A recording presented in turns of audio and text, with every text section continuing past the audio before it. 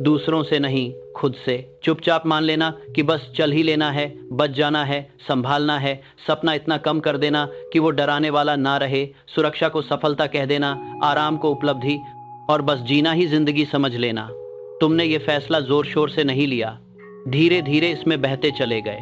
एक टाला हुआ मकसद, एक समझौता हर बार, एक बहाना जो बार बार दोहराया गया जब तक वो सही लगता रहा।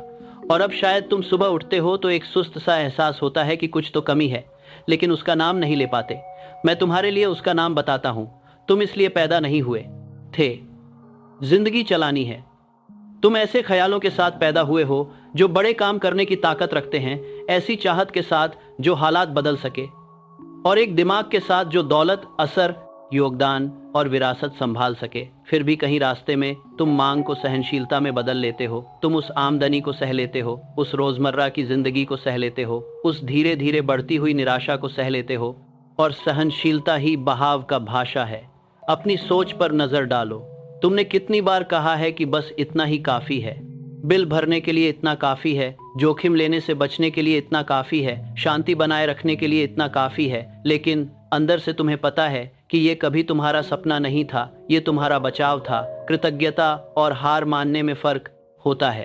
कृतज्ञता से उम्मीद बढ़ती है, हार मानने से वो दम घुटता है। सोचो, एक आदमी रात के समय रसोई की मेज पर बैठा है, घर शांत है, हिसाब किताब मुश्किल से ठीक हो रहा है। वो खुद से कहता है, कम से कम चल तो रहा हूं। लेकिन जो वो जोर से नहीं कहता वो ये है, मैंने कभी ज्यादा बनाने का इरादा किया था। ये फुसफुसाहट कमजोरी नहीं है, ये सच है जो उसे जगा रहा है। तुम्हें ये क्षमता दी गई थी कि एक साफ और ठोस लक्ष्य चुनो और उसे विश्वास और संगठित प्रयास के साथ हासिल करो। सफलता के नियम किसी से भेदभाव नहीं करते। ये तुम्हारी उम्र नहीं पूछते, ये तुम्हारी पिछली असफलताओं के बारे में नहीं जानते। ये सिर्फ स्पष्टता और दृढ़ निर्णय पर प्रतिक्रिया देते हैं। फिर भी ज्यादातर लोग अपनी जिंदगी की मांग कभी नहीं करते। वे चुने जाने का इंतजार करते हैं, बुलाए जाने का इंतजार करते हैं, हालात बेहतर होने का इंतजार करते हैं, अनुमति मिलने का इंतजार करते हैं। वे अपनी क्षमता के किनारे खड़े रहते हैं, शालीनता से पूछते हैं कि उन्हें कब साहस से कदम बढ़ाना चाहिए। मांग का मतलब अहंकार नहीं होता, इसका मतलब होता है स्पष्टता। इसका मतलब है जो आप चाहते हैं उसे साफ साफ लिखना।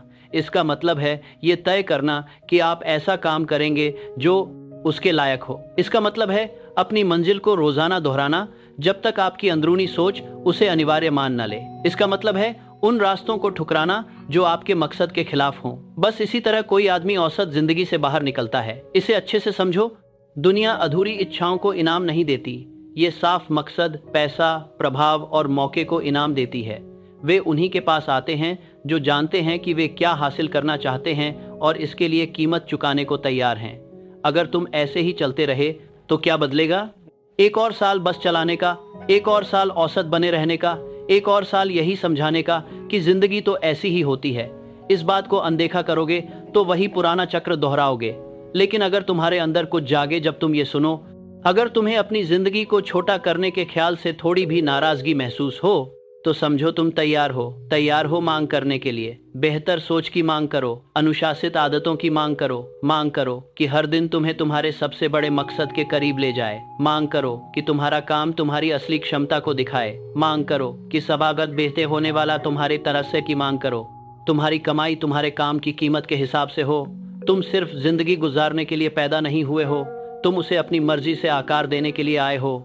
और जैसे ही तुम तय करते हो कि बस चलाना अब मंजूर नहीं, तुम एक अनदेखी सीमा पार कर लेते हो। तुम्हारा हुलिया बदल जाता है, तुम्हारी बात करने की तरीका बदल जाता है, तुम्हारे फैसले तेज हो जाते हैं। तुम ऐसे लोगों की तलाश करने लगते हो जो बड़े सोचते हैं। तुम बेवजह की चीज़ों से अपनी ऊर्जा वापस ले लेते हो। तुम जानबूझकर कदम बढ़ाते हो। जिंदगी जवाब देने लगती है, इन तमापत दलाव आरबी अर्राक कुछ आजन, क्योंकि वो तुम्हारा पक्ष ले रही हो इसलिए नहीं, बल्कि इसलिए कि तुम आखिरकार उस कानून के साथ तालमेल बिठा चुके हो। सबसे खतरनाक झूठ जो कोई इंसान मान सकता है, छोटा होना मतलब सुरक्षित रहना नहीं है। छोटा होना धीरे धीरे खत्म होना है। ये आत्मविश्वास का घिसना है।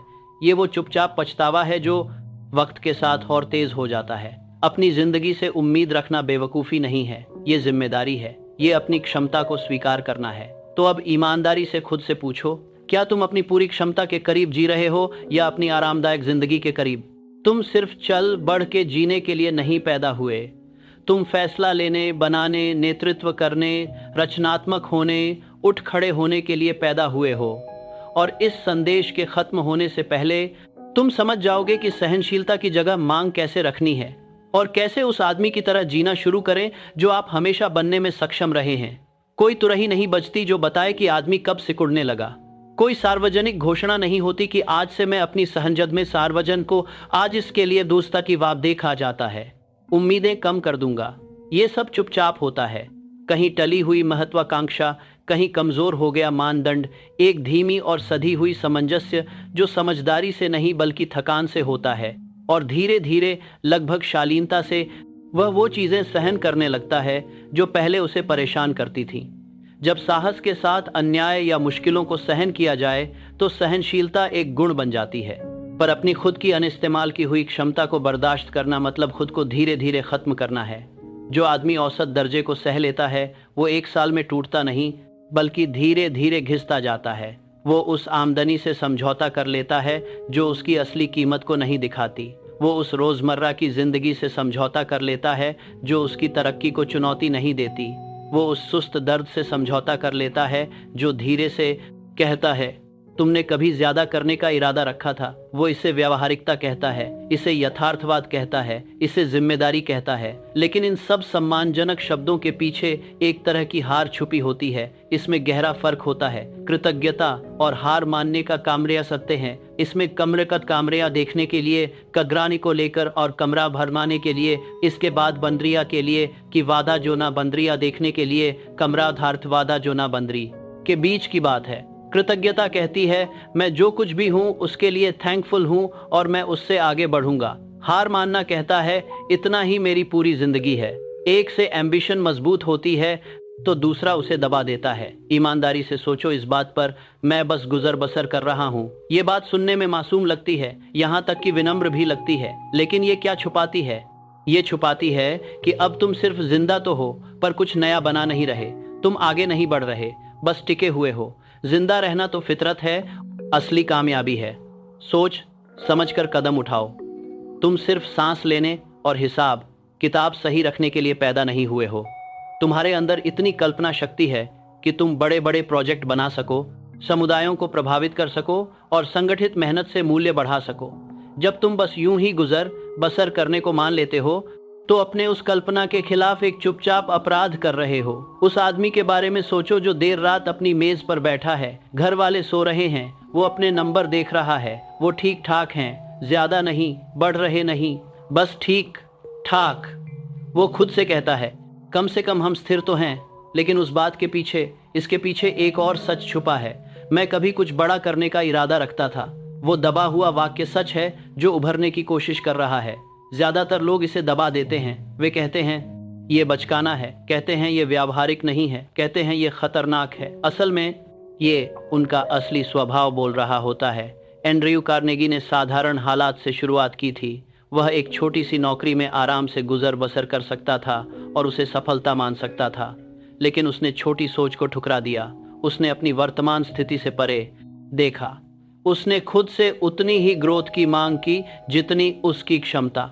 जो आदमी संतुष्ट हो जाता है और जो आदमी आगे बढ़ता है, उनके बीच फर्क टैलेंट का नहीं होता। फर्क होता है औसत दर्जे को बर्दाश्त न करने का। बर्दाश्त करना आदत बन जाती है, आदत पहचान बन जाती है, पहचान तकदीर गढ़ती है। अगर तुम रोजाना छोटे छोटे समझौतों को सह लेते हो तो 10 साल बाद उठकर सोचोगे कि तुम्हारा जुनून कहाँ चला गया। वो खत्म नहीं हुआ था, उसे धीरे धीरे सौदेबाजी में दे दिया गया, छोटे छोटे बहानों में। कोई रिस्क नहीं लिया, कोई मौका ठुकरा दिया, एक एक बहाना दोहराया गया जब तक वो साला जोड़ाया गया।